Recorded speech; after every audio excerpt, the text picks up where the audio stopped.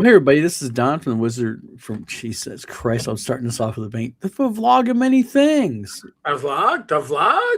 That's right. Not Wizard Tower Games. It's vlog of many things.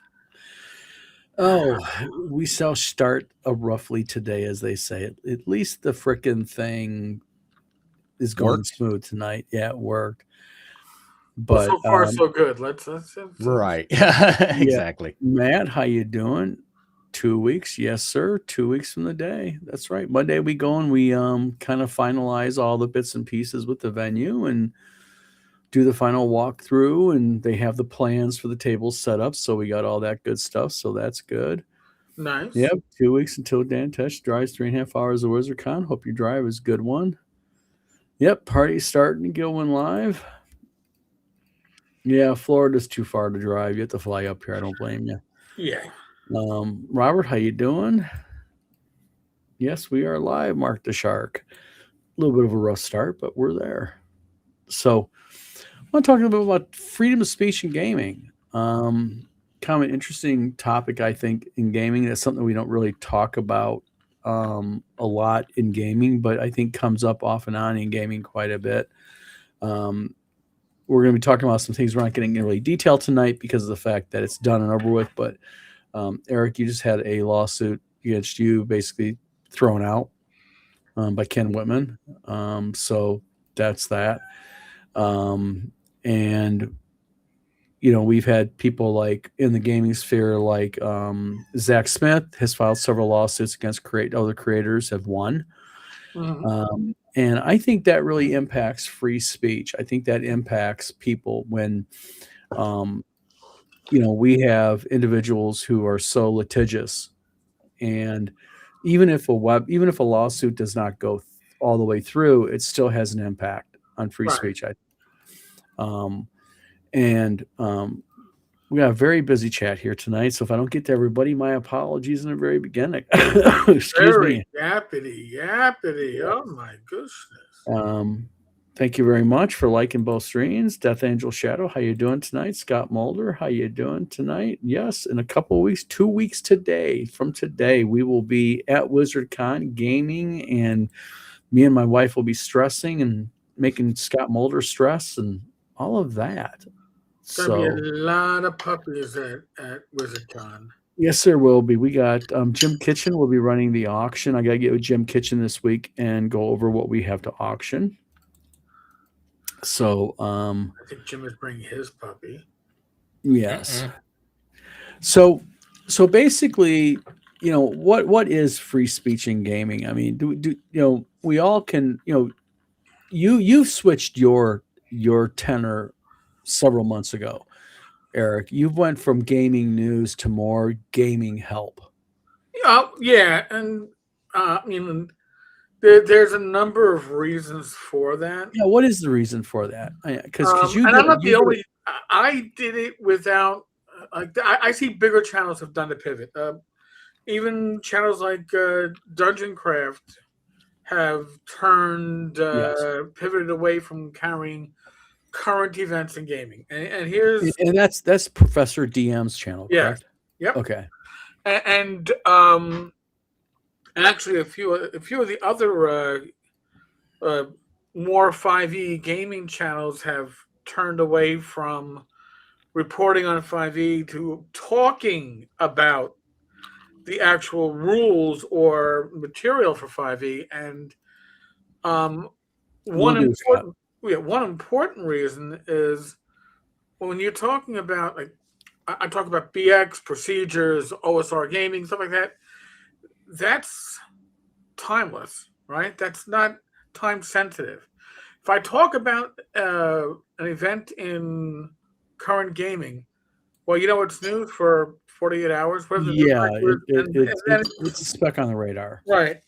So with the pivot, I have videos that keep on getting views months later, which is a beautiful thing. Well, also, there's also another problem here when you report on gaming news. Mm-hmm. Like you used to, is that, let's face it, there's only so much gaming news out there. Right. And it's not like you're manufacturing it, but you start getting deeper. And you get a little bit more obscure with what you're digging up, and let's face it, you cover that stuff. Some people get offended if they are part of the topic that you might be covering. Well, If it is not necessarily showing them in a great light. well, also there's the thing about, and Ken Whitman is a good example, is Ken, and I'll say this, that way I'm the brunt of Ken's ire, and you can stay quiet if you want. Basically what happened was this, is Ken Whitman got offended at some of Eric's comments on a video, gave him a 10-day takedown. When Eric did not comply, Ken filed a lawsuit in Kentucky. Well, Erik, with a little bit of help, went ahead and got that case dismissed. The judge agreed with Erik that that case was basically a no bueno. It was wrong venue.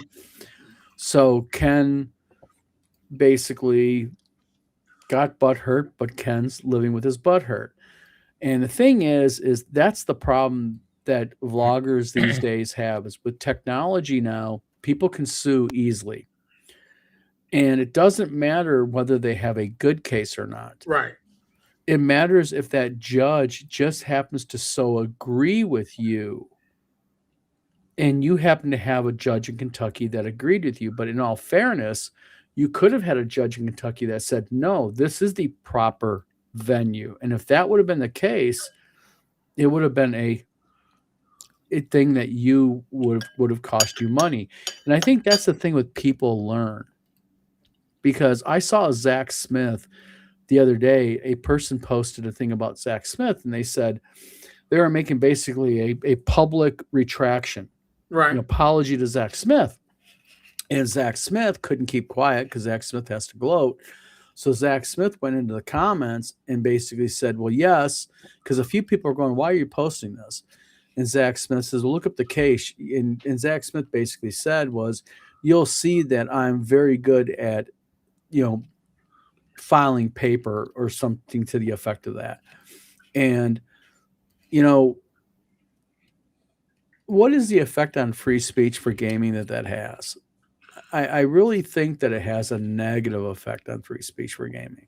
Well, it does. I mean, and I think New York State calls it, because New York State has anti-slap laws. Yes. But and New York State has those laws because it's the strategic use of libel and slander laws to silence discussion. That's right. So New York State is the state that if you sue somebody for such in New York State, the civil suits are the preponderance of the evidence. Well, you need a little bit more preponderance of the evidence to successfully sue for such in New York State. And if your suit is not successful, the person that you sued, well, you owe them their legal fees. Well, to clarify this, as an example, and I use me. Let's say I got mad at Erik and I said, you know what, Erik said this shit about me online, and I really get pissed off at Erik. And I file a slander and libel or whatever lawsuit against Erik. And it doesn't have to be slander and libel. Keep in mind, it can be any of these slander libel statutes that are involved. If I sue Erik, Erik can, under the slap laws, go, hey, judge, this lawsuit is frivolous. They are doing it to silence, whatever, under a myriad of ways. This lawsuit is wrong. We use that really broad language, verbal language. So the judge can then go ahead and say, Erik, we agree with you. Don is suing you, Erik, for the wrong things. So this is what we're going to go ahead and do under the slap lawsuits. Is under the slap statute, I'm going to award you, Erik, not only am I dismissing this case, I'm going to award you costs, attorney fees, and damages. And this is the thing about damages when it comes to court. And this is something anybody out there thinking about suing somebody for liable in a slap state like Erik's. You need to be really careful because damages is the key word. Damages is whatever the judge's dick gets hard enough to sit there and think it is. So you may have a very limp judge out there who goes, you know what, Erik, your damages are $50. But you could say a judge who is very pro free speech that goes, you know what, you're going to get your attorney fees and your damages done against Erik. I'm going to make you pay him $50,000. Yeah, So your state Michigan does not have SLAPP laws, but Michigan has a different law that is really beautiful in case people like Whitman decide to sue. Number one, the reason why Whitman hasn't sued me is because Whitman knows I have an attorney. That's number one. Number two, the reason why Whitman hasn't sued me, he probably hasn't done it, just in case he's watching. Michigan has the ability that Whitman sues me in Michigan, you go for it, because guess what I'm going to do? My attorney, who's a real barred attorney in the state of Michigan, is going to go ahead and make a motion for you to have to come to Michigan for all hearings. And that's just a flat thing that you have to watch out for. So filing lawsuits against creators is a very dangerous thing. First of all, especially for creators who are in SLAPP states. Because for those who don't know what SLAPP is like, I forget the acronym, Erik. Strategic litigation against, I forget. Plaintiffs, blah, blah, blah. It's 2 Ps. And it basically, what it means is, it means that when you sue somebody in a SLAPP state, they can come back to you. And if they get the case dismissed, like Erik got in Kentucky, then what can happen is that judge can go ahead and nail you with attorney fees, damages, costs, and it can be extremely expensive depending on the type of judge you have. By the way, it stands for Strategic Lawsuits Against Public Participation. And what this is this has been a thing in states that have basically said, we are sick and tired of frivolous lawsuits. The First Amendment stands in our state. New York is a very pro First Amendment state. Michigan is a pro First Amendment state, but the first step that we've taken is out-of-state lawsuit filers have to come to Michigan. And so that's the first thing, because I don't think people want to drive from Kentucky to Battle Creek, Michigan for every single hearing, or get a hotel for the period of their lawsuit while their lawsuit's going. But real quick, let's see here. Halfling says, no, but you could say 5e Dungeon sucks and get in trouble for slander. Well, not really, because you're offering an opinion. See, there's the thing. The opinion about a product is different. I can say Erik Tenkar's vlog sucks. Erik can say vlogging many things sucks. That's not litigious. That's not, you can't litigate against that. There are still real strong laws against public opinion and such, and all that kind of flies into this. Those projects says, my new TTRPG Slap State coming soon. That's right, Slap State. You can sue, and so can you can sue. I got a question. Can I be TSR Hobbies when I find my lawsuit? I just really want to know, because I want to play that character. Mark the Shark says, okay, I don't care to learn about people's names, so I should be safe. Exactly. Strategic lawsuit against, yep, exactly. Thanks, Dan. And then Scott Mulder says, Tenkar, would you send me a development copy of my new colony crawl? I'll be in alpha testing at WizardCon. Sure, I'll give it a look. I can't guarantee you I'll give a huge look before WizardCon. I got to prep my games for WizardCon. Yep. Halfling Torchbearer says strategic lawsuit. Yep. Thank you very much. Yep. And then Halfling Torchbearer, if you're saying the 5e designer sucks, that's a statement against Person Direct. I don't think so. I think the thing is when you become in the public spectrum, and see, this is the big kicker with it. There's another part of libel and slander lawsuits of, is the person in the public setting? And I think that, and I'm not saying with your case, but one of my defenses against Whitman would be, Whitman is in the public spectrum. Whitman is a self-proclaimed game designer, self-proclaimed movie producer, self-proclaimed game designer, publisher. He is all over the place online with public websites offering his public services and professional services. And that's the other thing when you get into things like this is when you're filing against somebody, you're really pushing on some really dangerous things, because is that person in the public arena? So, so if someone sued me, as an example, they could argue Don is a publisher with Wizard Tower Games. He's an author. He has all these public things. So he has no right to privacy when it comes to opinion. So I can say Don's books suck, and I can say Don's games suck, and they are 100% right. I can't go after you for offering critique against my so-and-so product. Right, and you can even probably say Don sucks. That's Yes. still an opinion. But if you say Don is A pedophile.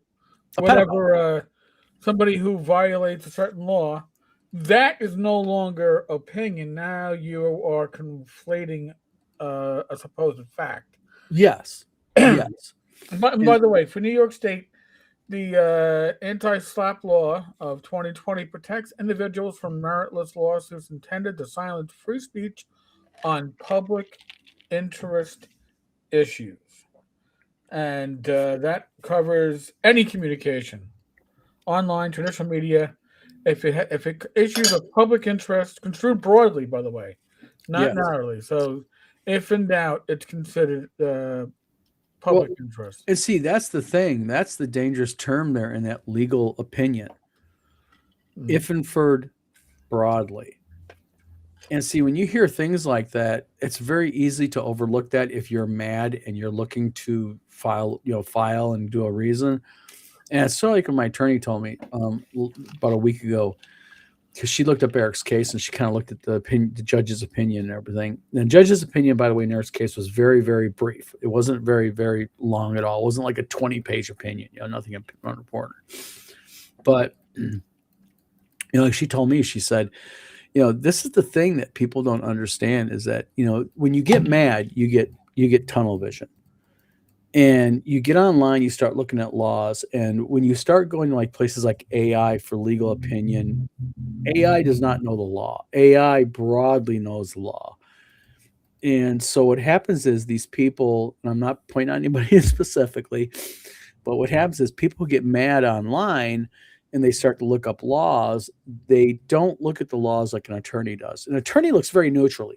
If I contacted my attorney and said, that fucker Tenkar went ahead and said this about me and I want to sue him, my attorney's going to look at the law differently than I would. I'm looking at the law. I'm mad at Tenkar. I'm going after Tenkar or Steve, and I'm going to go ahead and I'm going to bankrupt them and I'm going to get that fucker.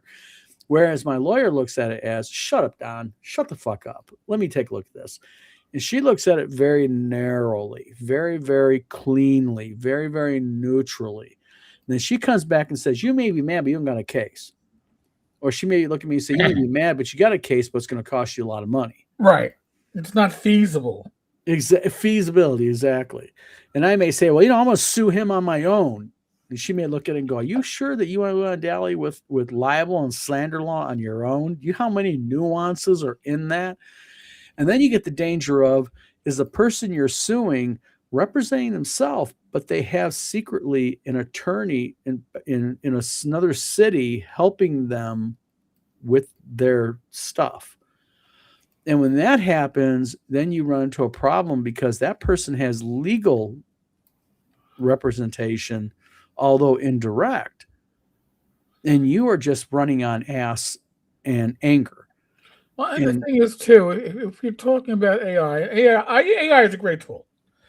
Don't get me wrong. I subscribe to ChatGPT and I pay for Gemini. They're great tools, but they are tools. And if you don't tell AI certain ground rules, AI wants you to be happy. Yes, okay? AI wants you to be happy. AI wants you to be happy because that means you'll come back and use it more. And you'll tell your friends, oh, this is great. You should have it too. So unless you tell it, don't bullshit me. Give it to me straight. Don't try to massage my ego. Don't try to give me answers you think would make me happy. Give me accurate answers. It's going to give you things that fit the expectations it thinks that you want. So if you're using it, and we've all heard about the AI making up like legal cases, like Yeah. lawyers who think that they can use AI to file a response, and then it quotes, lawsuits that or cases that never happened. And I can say for a fact that happened to me when I was doing a little research, and I looked at something and I went, and it was about an individual. I went, "Is this accurate?" And I said, "Are you sure about this?" And then it went, "Well, not really. I mean, it could be, but and you're watching AI try to hedge its answer. It could be. I was trying to find an answer that would be most appropriate for what you were Exactly. expecting."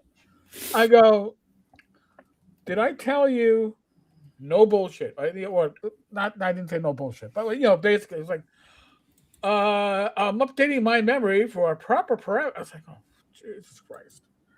But it will, they call it hallucinate, right? It'll give you answers that it swears are accurate until you ask it, "Is this accurate?" And then it'll go, "Oh, no, it's not."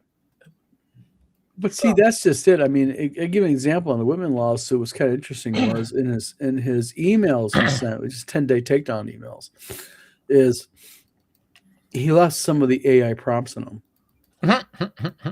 and so we're knowing he's getting his 10-day takedowns via AI. But Frugal GM says something very interesting here. Frugal says, "I still wonder what Kenny said of damages were. A primary requirement. Ken did not list in the lawsuit what his damages were, and that's a critical. You are right. That is an absolute critical requirement of slander and libel case, because one of the things, like my attorney told me, and she used Eric's lawsuit as an example, is that when a slander and libel lawsuit is filed, there's several elements. You have to say what exactly they said was false. You have to explain to the court how that statement was false. And you have to say how that statement has damaged you. So as an example, if I say Erik is a pedo online, Erik sues me. Erik can say, "Look, my followers account has fell by 1,000 since Don said Right. that." And that is saying what your damages are. Or you can say, "My neighbor went ahead and no longer wants anything to do with me because they said, I read online about what you are, Don." Well, that's damaging to you because you no longer have a neighbor being a friend to you and cited it. So this is some of the things that are really, really technical about, and this is what my attorney told me was so technical about. That's why a lot of attorneys don't handle slander and libel lawsuits, because they're so complicated. They're so technical. If you miss one element, it's a reason to have your case dismissed. Right, and it goes for both sides. I mean, Exactly. when I had my prior lawsuit, which was, by the way, also dismissed, and that one just that was about fairness. That was the Stina versus or TSR Hobbies versus Stina lawsuit. right. In that one, trying to find a law firm that would defend slander and libel, also in a federal jurisdiction in that case, was not easy. I found an amazing law firm. I was blessed, but it's a specialty, and you're not going to get the Joe Schmo lawyer down the block who handles wills and real estate sales. He or she is not going to be the one that you want handling your case. So. Yeah, and the thing is what's interesting here is that my attorney, her firm handles federal lawsuits. They handle civil. They handle libel and slander and trademark. They handle all that nauseating BS. And the thing is you really need to understand. I can the little adage, I can sue anybody for anything. by all means, Erik could really go back to that judge then and say, hey, judge, since you dismissed this, I want damages.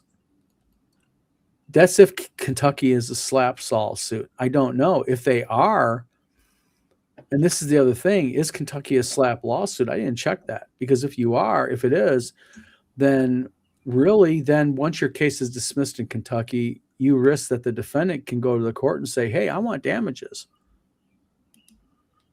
Yeah. Actually, it enacted an anti-slap on April 20th, 2022. Bingo. There you go. So the thing is now, can Erik from Tenkar's Tavern go to the judge and go, I want damages? Absolutely he can. I don't know if there are mandatory fees. I can ask for my attorney fees. That was myself. Mm-hmm. Court costs, that was mostly mailings, and litigation expenses. There are no, does not look at there's any penalties involved beyond. Okay, so basically Kentucky slap laws basically are attorney fees and whatever. Right. And honestly, if the judge had said, oh, well, all right, yeah, you know what, I think this is the right venue. I find that yeah, whatever, for whatever reason, yeah, we'll take it. Well, then my next step would have been to file under their slap law, which again is pretty defendant friendly. Yeah. So, well, I mean, I'm glad it's over. I'm glad it's done with. I didn't necessarily appreciate what was inferred in certain communications I received, but that's okay. I don't have to like it. I don't have. Yeah. But the reality is, it's not. There's no refund. There's no second bite at the apple in Kentucky. Yeah, that's what it comes down to. Kentucky has said that in a way, this is probably for the best for me. Kentucky has said, yeah, we don't have jurisdiction over this. So, well, once Kentucky says they got no jurisdiction, he can file a million lawsuits. It's going to end up the same thing. It's not even, it's not going to go anywhere. Listen, honestly, I wish Mr. Whitman the best in all his endeavors. Go with God. Go with God. Yep. Shellback Bo says leaving bad reviews. Actually, this is actually something that's very firmly protected even by the First Amendment to the Supreme Court. The Supreme Court has even many, many times protected bad reviews. So I can go on Shellback Bo's game as an example online and say, I think his game sucks. I think it's horrible. I think the creator needs to get out of game design. That may piss off Shellback Bo, but guess what? Even all the way up to the U.S. Supreme Court, multiple times it's protected speech. That's Japan he's talking about. Shellback's out in Japan. Oh, never mind. If you're talking about Japan, never mind. He said that you have prior bad reviews is liable in Japan. Damn. That's all I got to say. Anything negative is liable. Leaving bad reviews can be liable. Yeah. Definitely shout out, so I get a kick out of all the shyster lawyers getting busted for using AI. Yeah, I know. Isn't that just freaking funny? I read on Facebook and on YouTube all the time, these guys using AI and the judge busts them. I tell you, there was a Detroit, Michigan lawyer that was caught using it in a divorce case. Ooh. He was disbarred. Oh. Yeah, he was disbarred and fined like $100,000 by the Michigan Michigan judges panel, whatever the hell it is, they handle lawyers. Yeah, he got hammered pretty heavily because it cost his client a lot of money. Okay. He wasn't representing himself like some other lawyer I know of. Okay. Exactly. Frugo says also serving as AI generated 10-day notice via email sketch. Well, that's the thing. I mean, when you use AI, and I get a lot of people, and Ken is very pro AI. I get it. But it's amazing what happens when you say, can you go ahead and what is my case in AI? Then you go to a lawyer and say, what is my defense in AI? And a real lawyer dress up a defense to file in Kentucky for you. It's amazing how it differs and how quick a judge will dismiss your case that way. So, Erik, you got your case dismissed. Congratulations. Yes, thank you. You're welcome. It was my pleasure. I always like to help. You know that? It's amazing when you got a cousin who's an attorney who can write up something real quick. But there's nothing illegal about it, and people can get mad all they want. But that's another thing. When you sue somebody, be careful you don't know people with attorneys who are cousins.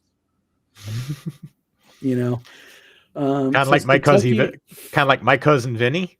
Yeah, Frugal says Kentucky does not have anti-slap statute, but they're signed off for something very similar. Yeah, Eric just mentioned that it's very loose.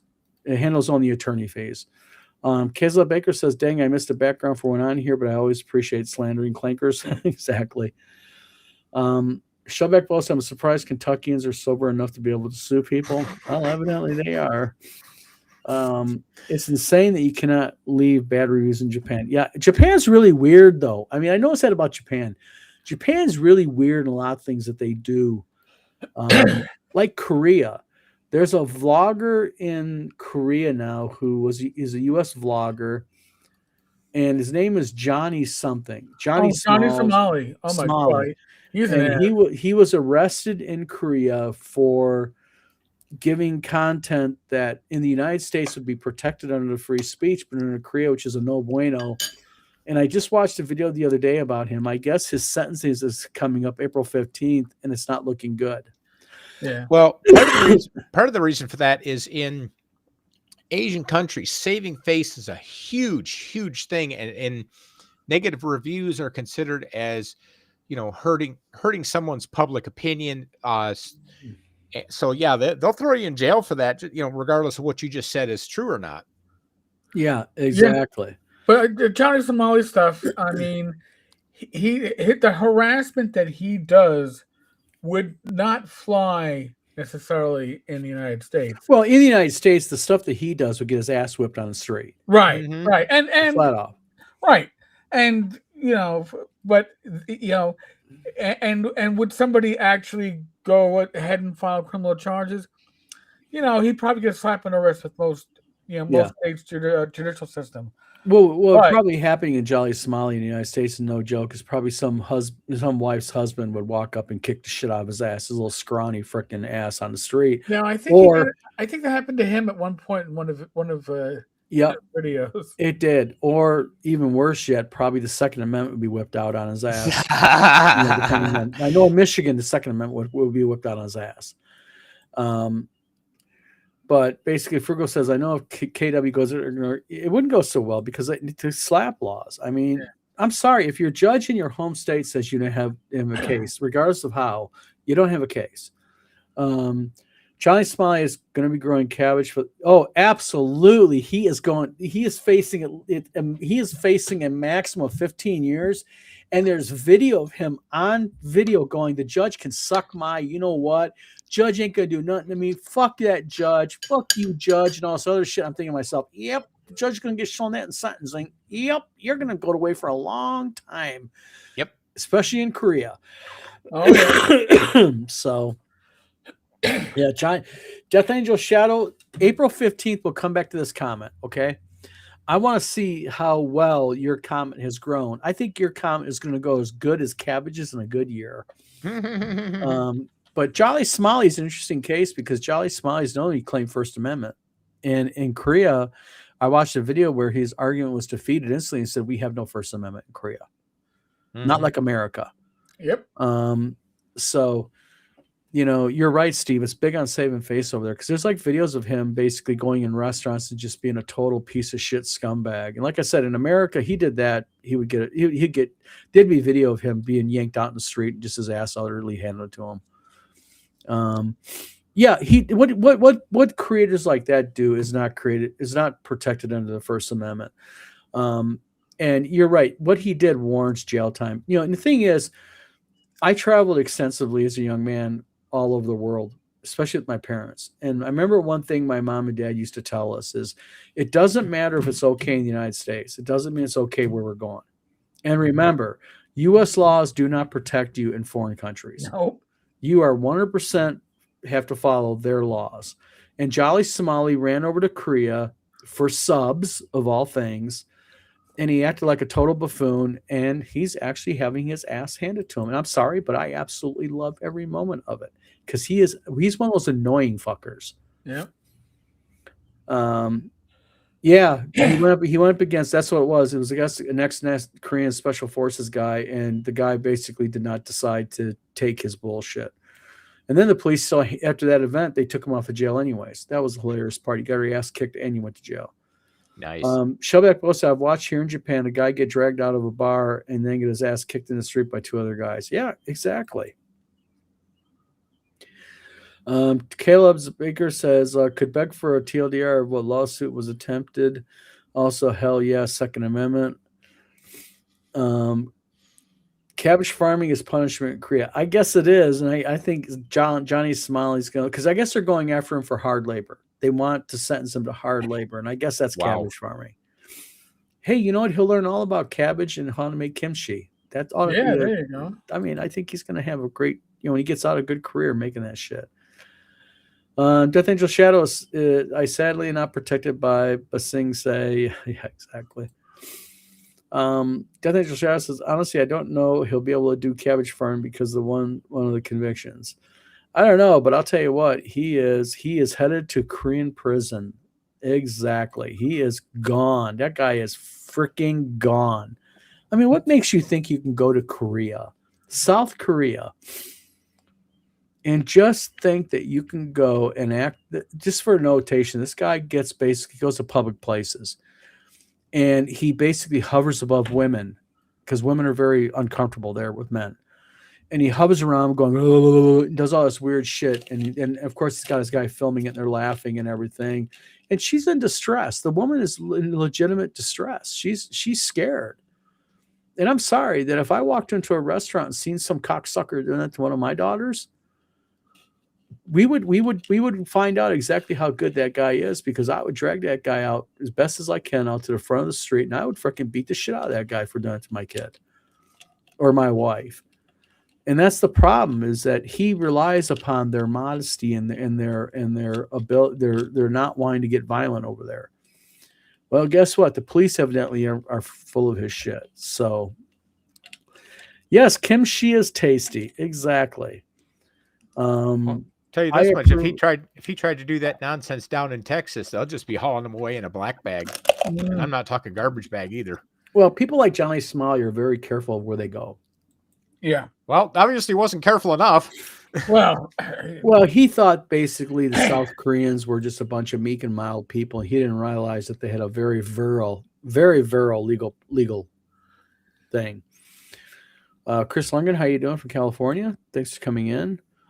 I don't know. I don't think he's gonna make any Cabbage Patch babies, unless gnats in the prison drain are considered something you get pregnant, as they say. I don't know. It's a little iffy. Johnny Smiley is, yep, exactly. He's just annoying. The guy does. This is the thing. I do not even understand how he got as many followers as he does. The guy has no legitimate content other than him being the most annoying, dumb shit. Now, I'll admit, I would subscribe if they did like a best of Jolly Smiley getting his ass kicked. Now, I would subscribe to that. They get a sub out of that for me. Trust me. Maybe it's something you do. Maybe Jolly Smiley in prison can be a new thing. Someone smuggle a phone into him. So, we have Busing in here. I don't even know what the hell we're talking about. Busing in here.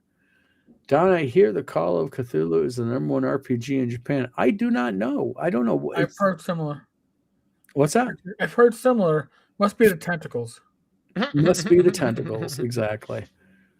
Yeah, exactly. A lot of teenagers are brain dead. They follow them.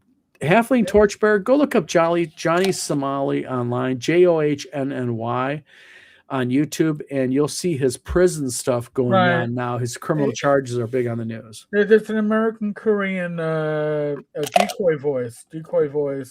Often it's like, there's more Johnny Somali. And by the way, Halfling Torchbearer is James Bond, just to throw that one out at you guys. So, Chris Lundgren or Death Angel Shadows, I've heard that too about Call of Cthulhu. Yeah, it might be the tentacles. Eric, I think you're right. It may. It could be. Just saying. Real quick, Kels Baker clarifies, says Basing Say is from the show Avatar and the Last Airbender. I don't know Oh, it. Ba Sing Se. Okay. Yes, Basing Say. And there's a running gag in the show where this one poor cabbage merchant gets his cart smashed all the time. Oh, okay. Now we get it now. Now Jolly Somali to the rescue for cabbage. Let's see if we're right. We're going to do a show on the 15th just to go ahead and do the Jolly Somali post sentencing.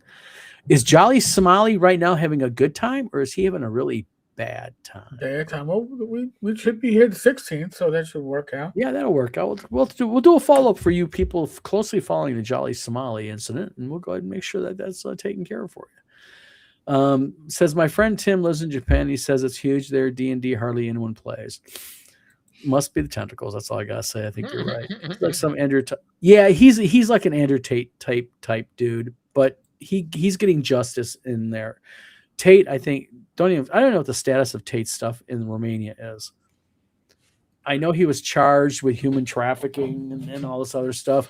I have no clue if that's anything. I do not know. So other than that, guys, how you doing tonight? Good. Now we talked about Johnny Somali and lawsuits that are no longer going on. Yeah, I don't know. Well, I will bring up this one thing because I know we mentioned this before, but Artemis is almost halfway back home and it's due to splash down 5 p.m. California time, or not splash down, but at least be on reentry at 5 p.m. tomorrow afternoon. So if you guys want to follow that. Interesting. Yeah. The thing that really sucks for them though is halfway out their toilet quit. So this been a really crappy. Yeah, little touch and go. It's a real shitty situation. They're all pissed off. Yes, exactly. Do you want any other dad jokes from me, folks, while we're at it? I can dad joke all day long. What's real sad with me about Artemis is none of the media is really carrying it heavily. Yeah, they're not saying much at all about it. No. I mean, they're too busy with the Iran thing right now. Yeah, this monumental of a thing happening. ABC News is just like a back thing way down. You got to scroll way down. They got a little thing about it. Just real sad. There's no drama involved, so but we're not allowed to say. Yeah, we're not getting a chance to bash certain people we hate, so we're just not going to talk about it. Right. It's like okay. True. So I'm going to throw out some quick updates on my channel for folks. So yes, Friday live streams have come to an end for now. Glenn is sick. I sometimes have trouble getting people lined up for it, and honestly, I got the open table starting next week. So, what is the open table, Eric? The open table is where I'm going to be running a BX game in a small setting with people chosen from the viewers and members of this channel, the Minions. So every week it's going to be a different time, different day, and a different group of players, but the same setting. And what happened the previous week will affect the ongoing weeks. So yeah, I know it's like, oh, that sounds like it. I know what it sounds like, but we're going to be playing a little bit looser with the rules than. No, is this public? Is this something you're? Public, yeah. So it's going to be. I'll have 6 openings every week. The signups will be on my YouTube channel in the post section, and first 3 slots go out to Minions. There's 221 of them right now. People that support the channel, which is amazing. Next 2 slots go out to anybody, and that 6th slot is like DM's choice. Maybe somebody you see on screen now. It may be one of the master minions. I'll ask them, hey, listen, if you missed out, do you want to get in? But it's going to be at least 3 times a month. Again, my schedule. I had to free up some time, so I'm not going to be doing many of the Tuesday afternoon lives with Don, but I gotta balance the schedule out, so to speak. But one other thing I do need to mention, this is pretty cool. Since we hit 220 plus minions, Sundays is now ad free. So the short form video or the 4 or 5 minute tavern buyback, no ads, and the 2 live streams a week with Joe and Joe, no ads. And Eric, are you going to do a show tomorrow? A closure show? No, I don't think so. Probably not. No closure. No closure. Sorry, Rachel. Okay. But So, and then we're going to, if we hit 230 minions, Gamer's Health will go ad free. Nice. And then 250, I believe, the vlog of many things on my feed will go ad free. Nice. And 275 Tavern Chat on Wednesday nights will go ad free. So I'd rather be supported by the community than have to play with the worry about the AdSense, and then I can just curse my head off all the time anyway. And it won't manage for the monetization. Scary thought. Well, real quick, little update about Glenn Hallstrom. Yes. We haven't talked about him. Glenn had brain surgery a few days ago. A week ago now. Almost a week ago, yep. And Glenn, I've talked to Glenn. I know Erik has talked to Glenn. Glenn's doing really well. His spirits are way up. He's going into some therapy to help him kind of get back on his feet totally. His spirits are real high. He talks about people following him all the time about how hope everyone's okay in the OSR and such. So he'll be back. He will not be at WizardCon, but he might be at North Texas. Yes. I really find that hard to believe he'll make it to North Texas, but Glenn is a force of nature, and he's a what's that word they use? He's a stubborn son of a bitch. Yep. Yes, he is. And Chris, do I think a space race RPG for tabletop? I don't think it'd be a bad game to make for RPG or for gaming. Yeah, I think anything is okay. But let me get some. Sorry for the misspelling. Oh, that's all right. We're very informal here. Erik, that sounds like how I think he's talking about your other. Yep. Yeah. Your BX. Yep. I think you're getting a good idea there. I mean, just it's going to be public. It's going to be live streamed, right? We're not live streaming any of this stuff. Oh, okay. We're just gaming, folks. We're just gaming. Okay, so this is going to be covered on your channel. It's not going to be. Right. We're not going to be streaming it. Maybe I'll do a video recap for the community every once in a while to where things are. But no, we're not. What made you decide that, guy? I got to ask you, what made you decide to keep it not like where like people can watch it and interact with it and such? Because when I game, I don't want to have that pressure of, oh my God, there are eyes on us. So I want my players. Now, listen, maybe in 6 months when I've got my routine down, and maybe there's a core group that goes, hey, we want to be seen. That's going to be fine. Also, my experience is if you are going to stream a game online, you see that little chat box that we have going on like over there? Somebody has to manage that. Mm-hmm. And you can't manage it when you're running a game. You got to be focused on the game. So I can't do two jobs at once. So I was like, yeah, we're not gonna record it, and I'm not gonna pick out the best pieces. None of that. We're just gonna game. We're gonna have fun. It's gonna be relaxing. It's gonna be exciting. It's gonna be a lot of BX procedures. But yeah, good deal. Shubak Bro says, what happened to cause his brain surgery? This is public knowledge. His wife has posted on it, so I'm going to say it, or I'd say you got to get it from Glenn. Glenn had a brain tumor, and it was the size of a golf ball. So Glenn was having some issues. His wife quickly caught onto the issues while watching a movie with him. Mm-hmm. Of all things, this is so interesting to me. Glenn, I guess, is like a huge fan of the Ten Commandments. Like Glenn knows everything about the Ten Commandments. And I mean, like he knows directors, actors, you name it. Glenn knows the Ten Commandments. Who was the best boy? Exactly. And I guess his wife and him were watching Ten Commandments one evening. And Glenn was getting things, he was confused. He was getting things wrong. And his wife caught up on it and said, you're going to ER. The weird things that make our wives go, you're going to ER. Yeah. It was even more amazing to me. Glenn agreed and went to the ER. I mean, yep. Glenn went to the ER willingly. So I guess his wife, Becky, has either monumental godlike forces over Glenn Hallstrom, or Glenn even caught himself something wrong. So glad he went to the ER. This is a good thing though, people. Yep. When your wife says to you, look, you're not acting right, something ain't right about you, even if you think you're acting right and everything's right about you, listen to the woman. Mm-hmm. And I think she saved Glenn's life. I really do. Because it could have really done some havoc on Glenn. But brain surgery was successful. They removed the tumor. He's doing well. He's up chatting. I've talked to him a couple times on the phone. He seems very, very, very cognizant. He's not confused. He is understanding what's going on. So very, very good news that the the old man Grognard is up and about and mean as ever. So that's a good thing. So you might want to put the link to Glenn's book here. I will do that real quick. I got the Amazon link in the private chat.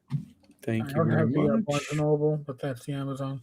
Let me copy it, and I will put it right down here. It is now in chat. Poor Orc Child, we're going to use Roll20 for dice rolling map, but I don't use tokens. And we'll use Discord for voice and video.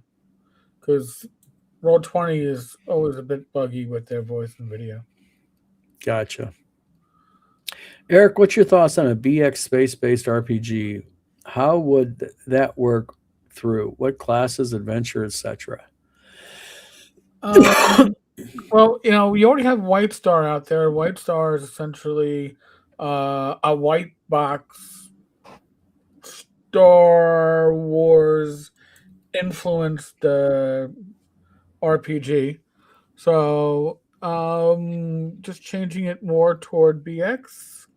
I don't know. I mean, space race. I don't know. I mean, if you're talking about, classic science fiction, great. But a space race, I don't know. Are we talking like The Expanse? I mean, there's so many ways it can go. Yeah, but I like space race, like U.S., Soviet, China space race. I don't think there's much excitement in an RPG like that. A board game, maybe, but I don't know. I don't know how you play that into an RPG. That thing just says, why don't you just get a dice roller plug-in for Discord, Tenkar? Because I like the Fog of War for Roll20, and I'm a lifetime premium member of Roll20. I backed that Kickstarter over a decade ago, so I know the interface. But again, I don't use tokens. I use Fog of War, and I'll ping the screen, and it'll be fine. Yeah, I know. White Star has Star Wars influences. The hell you say? The hell. The hell, I tell you. The hell. Thanks, Agile Monk. We appreciate it.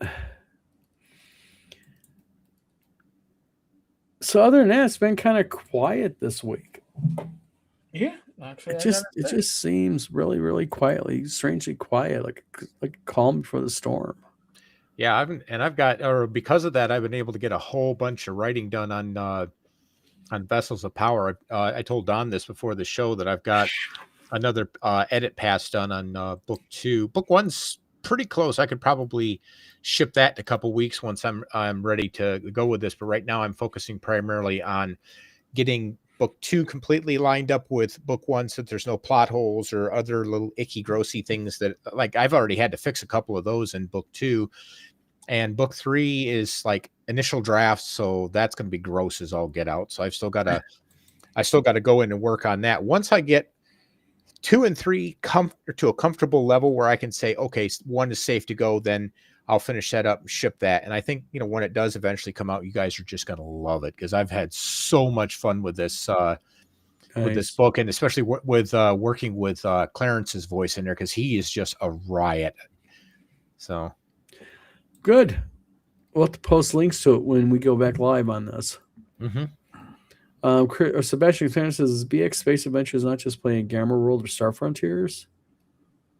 I don't know. There's a whole bunch of stuff out there that's BX, kind of got that sci-fi flavor, I think.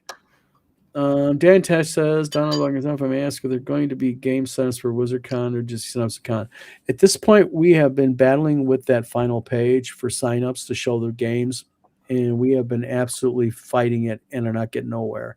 So at worst comes to worst, we'll sign us at the con. A lot of cons do that. We'll just make sure we have a good quality sign-up board there, and where people can go sign up if they wish. I'm sure that we'll have a bunch of people signing up for games as they come. But at this point, we're being only 2 weeks from the convention. Don't know. If we can get it up live beforehand, we will. If not, we're just, like I said, going to have to sign up to the convention. Go old school. Real old school for an OSR convention. How's that? Oh, boy. So, but we have the games being submitted. This is the thing important real quick. Think of it. If you're submitting games, we're still getting them. We're getting the games. So they'll be up on the sign-up board at the convention. So people can come in and sign up for them. But the big problem's been is that final page, that page where people can see the game and click on it and sign up for it has been a bear with us. So, yeah. Agile Monk says, I have a lifetime Sage subscription to Word Anvil as I was one of the early supporters. Nice. Kesla Baker says, I don't understand a lot of what anyone is talking about. I'm a D&D 3.55e infant, but I'm just happy to be here. No problem. Happy to have you here. Yeah, old school. You know what? It's an old school convention. We'll go old school signups. How's that if we have to? Yes, I mean, I think a lot of the old school sensibilities kind of cover over and fly over into modern gaming. I think you're finding that, Eric, with your channel. I've actually have a couple of members, we call them minions at the tavern, that are 5e players that are taking a lot of the BX style procedures and slowly implementing them in their 5e games. Yes. And listen, I don't trash 5e. It's not for me. I think it's too heavy for what I like, but can you turn something like 5e into something that's more palatable for me? Sure, you could. But would you want to? No. I have BX. It's where it's my safe zone. I'm very comfortable there. But can you take some of the aspects of BX and put it into your 5e game? Certainly. You know, that's just they mix. They really do. That's the thing. They don't mix. The people think they don't mix. They do. Says Don, I have some folks in the UK looking for US publishing expertise. I'd be happy to help them. I grew up in the UK. I know the UK really well. Me and my wife has been to the UK. In fact, I got my wife's overseas cherry popped by taking her to the Caribbean and to the UK, and also France. So, country girl growing up in a cattle farm. You should have seen her in French customs trying to get through the metal detector. That was hilarious. They're yelling at my wife in French to move through, and she's confused, so she stopped. And they're yelling at her. In France, they have the French Foreign Legion patrols airports, and they have FAMASs. And these guys with rifles slung across their chest are screaming at her to move through the UK to the metal detector. And she got all amped up, worked up over that because she's not used to overseas. So, yep, I was the cause of that. I got to admit that. Dan Tesh as well, Agile Monk 3605. Your efforts are far more ambitious than mine. No one would ever give a crap about a homebrew world. That's get it published. It is now very, very easy. So get through the comments here. I see what you're talking about, Eric. That if you have busy comments during a game, it'd be you wouldn't build a game. Yeah, you'd have to have somebody managing comments for you. Really struggle using software like Word Anvil and Obsidian, but I'm not IT. I think it's a learning curve, for some of that stuff out there. Chris Unger says, Eric, for your younger gamers out there in chat, explain what the OSR is all about. What is awesome about the people? Interesting question, Eric. Well, I'll tell you what's awesome about the people is you can see them on the screen right now. For the most part, and every community has the exceptions. For the most part, OSR gamers are. There are some gatekeepers like, you play 5e, you don't want anyone near my table, you're going to corrupt it, you're going to be thick and illy. But for the most part, OSR gamers like to show you how the games were played or how the rules used to be. The OSR games are more player skill. I think that's what it comes down to. It's more player skill and less character sheet skill. Yes. Okay, so old school games influenced computer games, which influenced MMOs, which then in turn influenced games like 3.5, 4, 5. So they kind of fed each other. I don't believe in bad, wrong fun unless maybe it's 4E, but I digress. If you enjoy 5e, you enjoy 5e. It's a solid system. I'm not saying it isn't a solid system. It's just not a system made for my sensibilities. Yes, exactly. Caleb says, "Imagine French TSA Famas is wild." Oh yeah, back in 2000 and I believe we went there, and me and my wife went there in 2010. It was a while ago. I don't know if they still do it there, but I think I got my witching hour. Eric, I think you do. It's 9:00, and I think we're going to wrap it up here, people. Eric, thank you for coming on tonight. Steve, You're very welcome. thanks for for having coming me. on. Everybody in chat, thank you for coming on. We are going to be signing off. We'll be back next Wednesday, next Tuesday without Eric, I believe. Yeah, I won't be here Tuesday, but I'll be here Thursday. Yep. So everybody, have a good night. This is Don from Vlogging Many Things signing off. Eric and Tom. So, guys, try to have a good night, okay? And we will be back next week, okay? Okay. All right, folks.